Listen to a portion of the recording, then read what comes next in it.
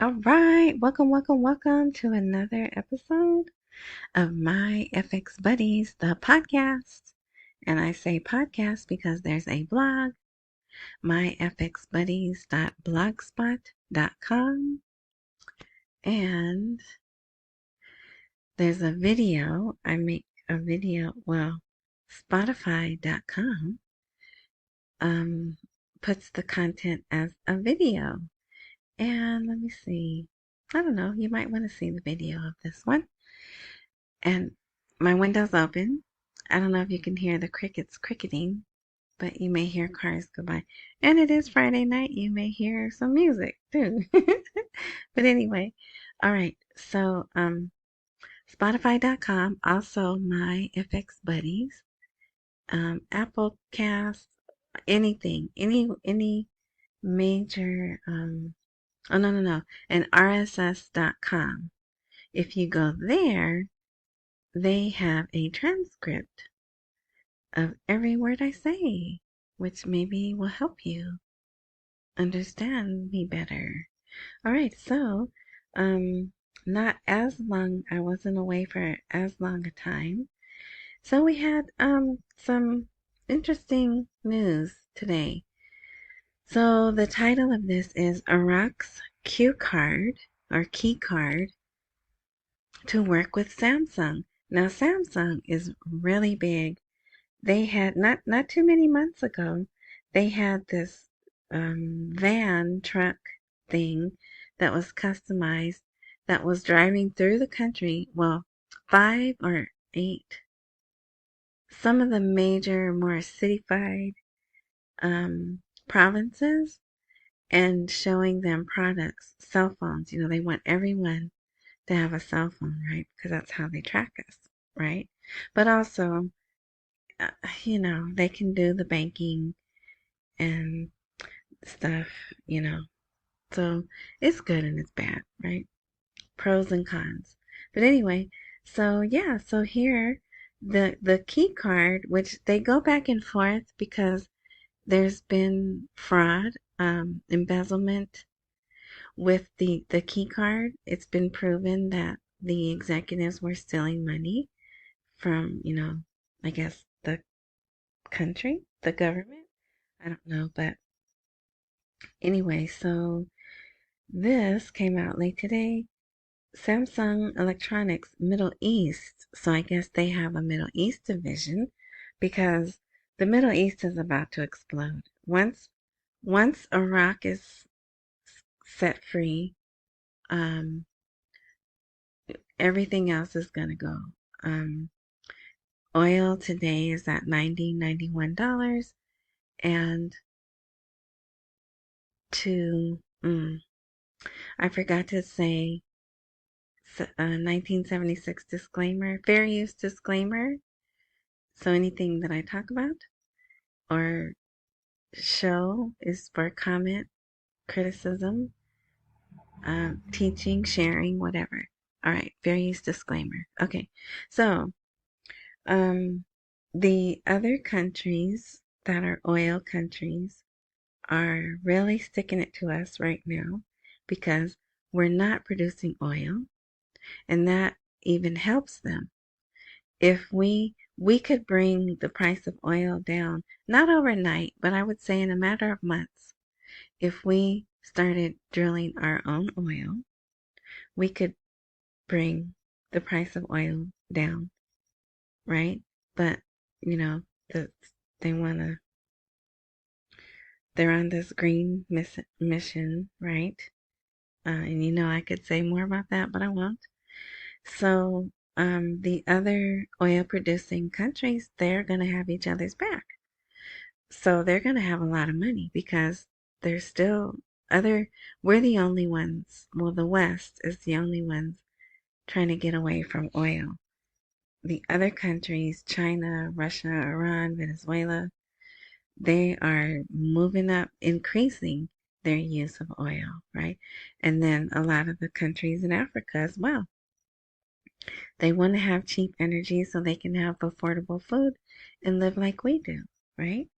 So just imagine if nothing changes, they're about to explode.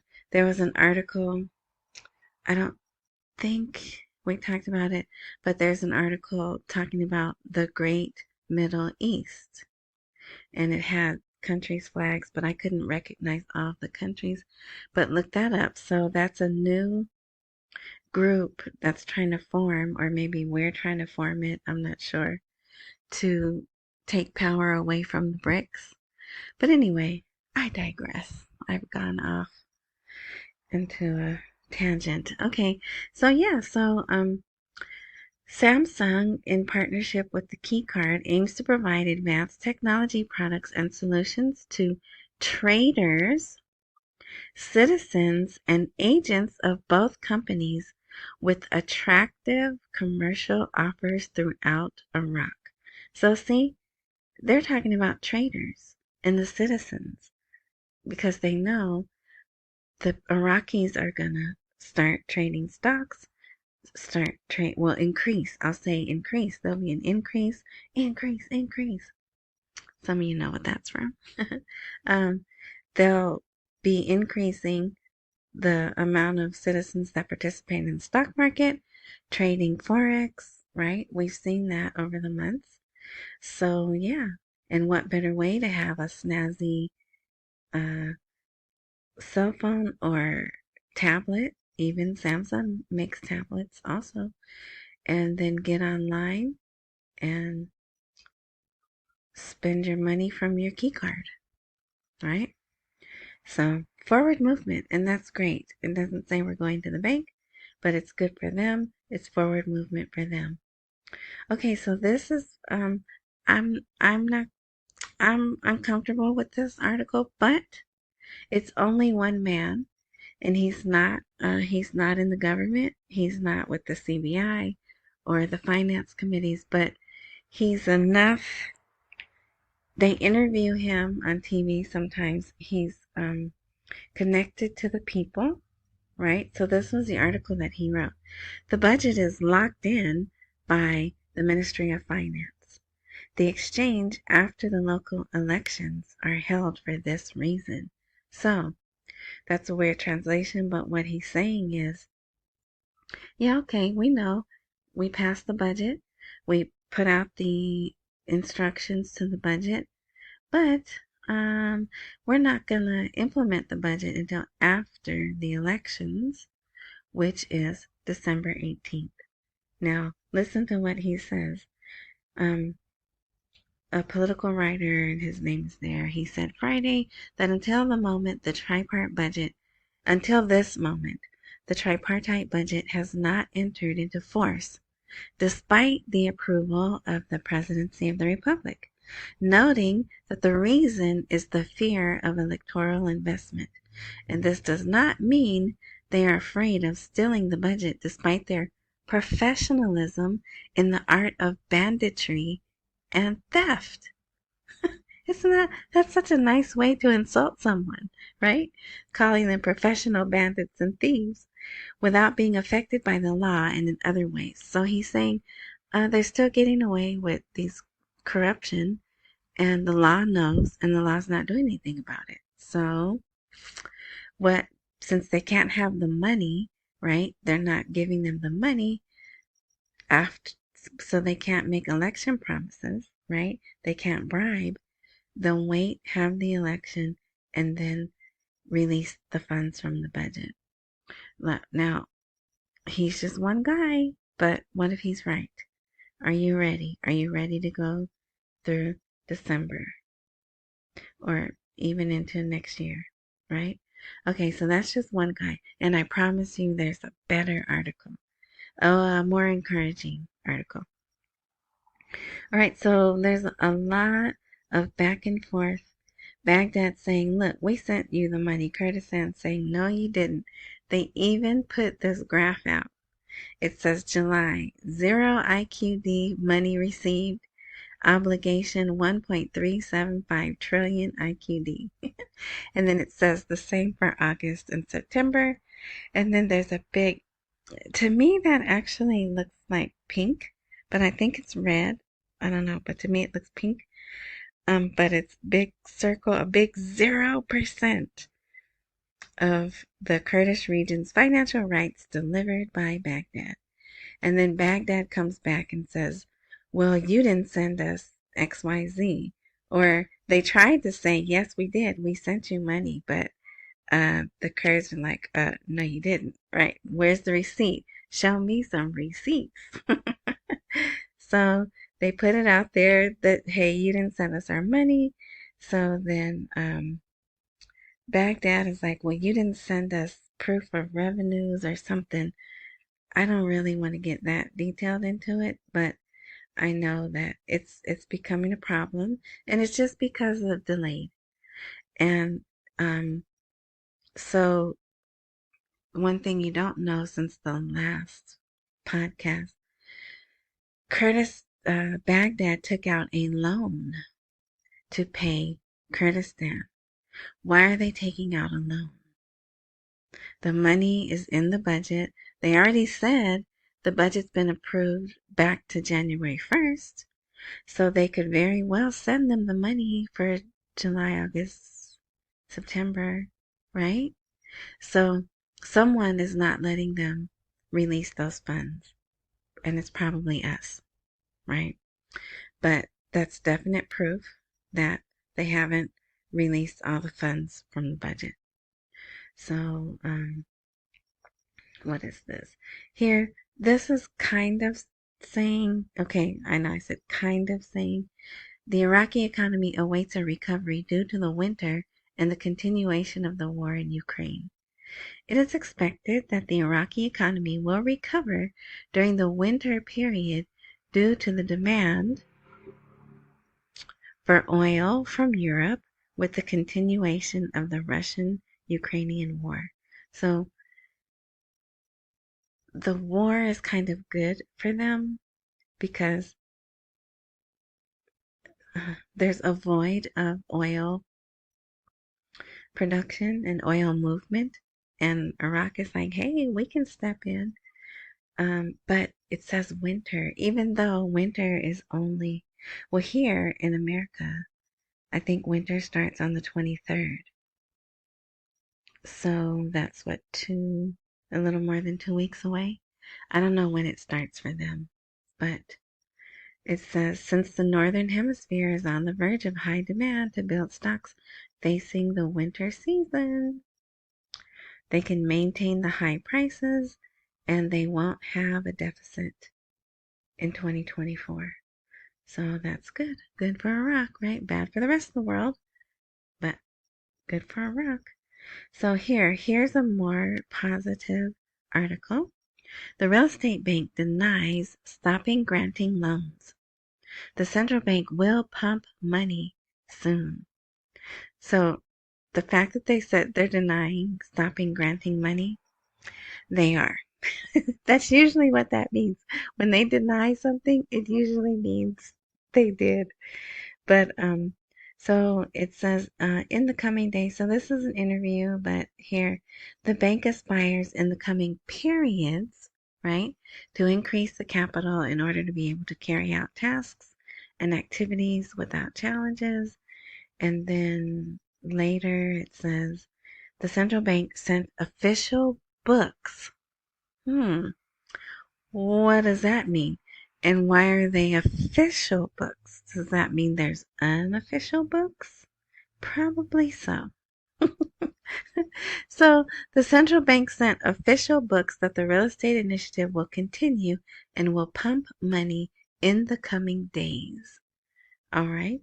So this is actually, there's some good information in this. I know it's long. A lot of people aren't going to read it, but yeah, so what's going to happen in the coming days that they're going to be allowed to pump money, and if they're pumping it into the real estate bank, it's probably going to go to other banks as well, right? So hopefully we'll get to see.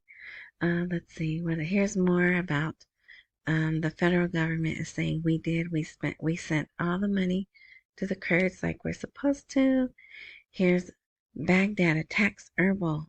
You did not receive the oil revenues and the money you owe amounted to 3 times as much. I think that should be herbal attacks Baghdad. But so I just, if you want to go to the blog and read those articles, you can. But I just wanted you to see that they're there. Here's my one commercial. Um, and it's going well so far.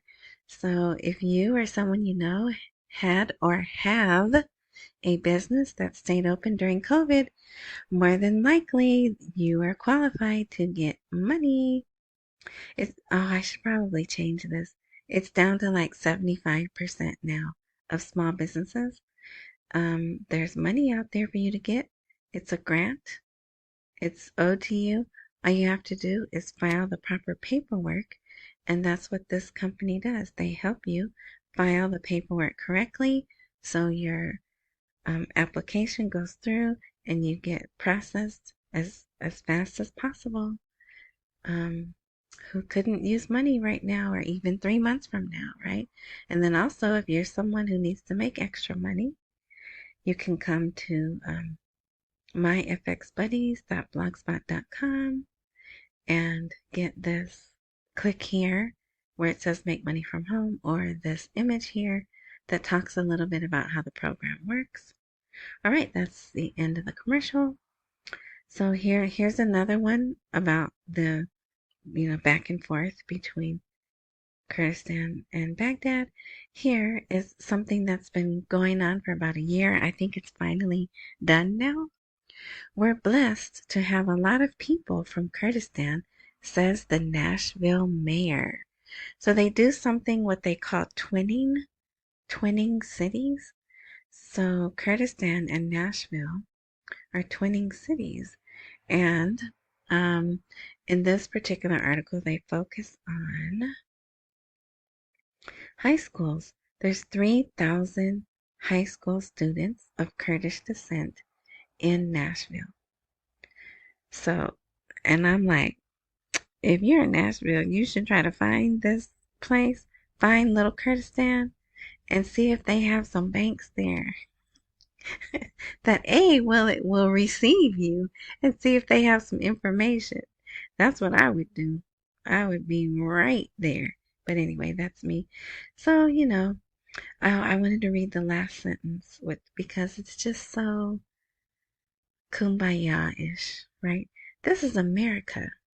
We're built on people from all over the world, and we're just blessed to have a lot of people from Kurdistan, and they make our city richer.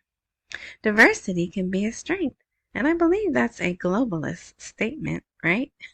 Diversity can be a strength, and then to learn from each other and to go forward into our bright future together. Yes, revalue your currency, Iraq, and we will have a bright future. I don't know if it's going to be together, but okay, so let's see. We're almost done. Hey, look, we're at 18 minutes. Here's yet another one, another article about about herbal in Baghdad. So now this could all be theater that they have to do something to make it look like they're working until they are able. I don't think it is though, because they do need their money so they can pay their people. So, over the weekend there was a small, I don't want to say massacre, but a small 6 people died in Kirkuk. Shot by security. Okay? So how big of a problem does that present for Sudani? So he's over there. Today, well, it's Saturday, as I do this right now, at 11:06 p.m. Friday evening, my time. Sudani is over in Kirkuk. It's Saturday morning, and they're still trying to calm this down. The issue, in a nutshell, is probably way deeper, but in a nutshell, Kirkuk stands on its own. Kirkuk has its own oil. They have their own military. They have banks. They're part of Article 140. And if you've been in this for any time, then you know about Article 140. So it's a serious thing. So Iran is trying to disarm a group in Kirkuk. Yes, I said that. Iran. Iran is trying to disarm a group in Kirkuk, and Kurdistan wants to rule over them. And they weren't having it. And so what do you do with the people who are willing to die for what they want, right? Especially when you're trying to show the world, hey, we're one Iraq and we're safe and secure, and you should come invest in us, right? So far, Kirkuk is still managing their headquarters. I don't see where they've gotten that group to give up their arms. So we'll see. Is it a stumbling block? I don't know. It's definitely not what Sudani wants. If I was a leader trying to put a country together, I would not want this happening. But so we'll see where it goes. I just had to put this in here.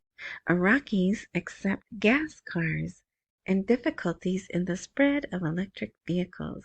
So they want gas cars. They don't want electric vehicles. But also, I will say in fairness, they say it's because they're unaffordable. There's not enough charging stations, and that will make it difficult for the owners of them. So they like gas cars, and if you listen to the people here and also in China, then they're hiding that, but I found it. There's an article where in China they're having to park thousands of electric vehicles underground because they're not being purchased. Look at this. So they're just another thing that they're clamping down on corruption. They found 2 passengers. Oh, you have to see this. Shoot. Okay, I'm going to add it post-production. Haha. But, well, anyway, okay, so you can't really see there on the table, but those 2 guys had all these cards. These are all prepaid Visa or Master. I don't know. Oh, yeah, Visa. Oh, both. Mostly Visa and some MasterCards.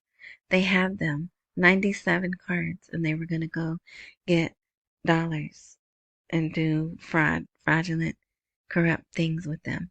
And they got busted. So they'll probably go to jail. But in the article that I'm going to show you later, a woman, she was caught at the airport with like 9 cards, but thumbprints.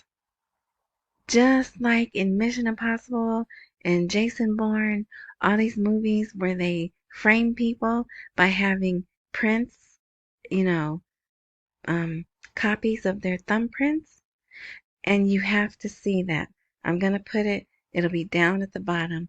I don't have it right now, but I'll put it, it'll be down at the bottom of the blog. Yes. So why should we believe these electronic payments and everything is safe?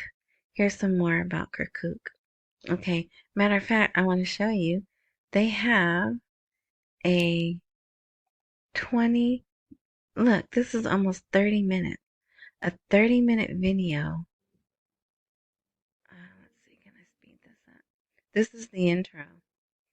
It's very electronic. They have the point of sale machine. And look, they didn't even swipe the card. They used their phone. And then they have their hand, and there's like a ball of light in your hand, like your hand is magic. So I bet you the next thing they're going to tell them is, now you can pay with your hand. Let me rewind that so you can see it. There, they put the phone. There's cash. There's a card. There they are on the phone. Look at the hand. The hand with the electric ball. See?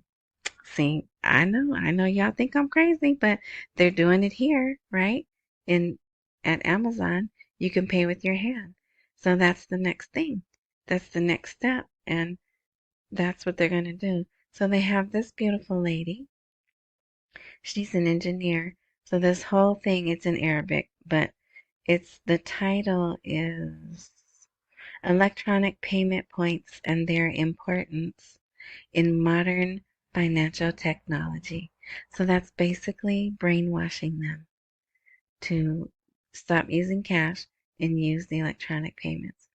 But, and she is probably going to go down in history to be the one to usher her people, a large a large percentage of the people, into electronic payments.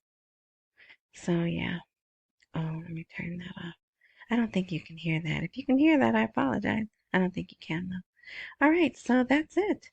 Not much. There's already, I'm pretty certain I'm going to do another post tomorrow, but it'll be short because there's already a pretty nice article that is encouraging. So yeah, thank you for listening. I hope this was helpful. Um, it is what it is, but at least the 12-day holiday's over, right? And they are back to regular business hours, except I saw something, there's another holiday. But what they're starting to do now is rather than totally shut down, they just close an hour early, or maybe two. Well, maybe three. I just It says an hour early, but I bet you they add on to it. But anyway, thanks for listening, watching, reading the transcript, whichever you're doing. I appreciate it. I hope this is helpful. Wherever you're listening, if there's a subscribe or join or whatever button, that click that, and when I do post, you'll be notified if everything works according to the plan, right? You gotta love technology. Not really, but that's what they tell us.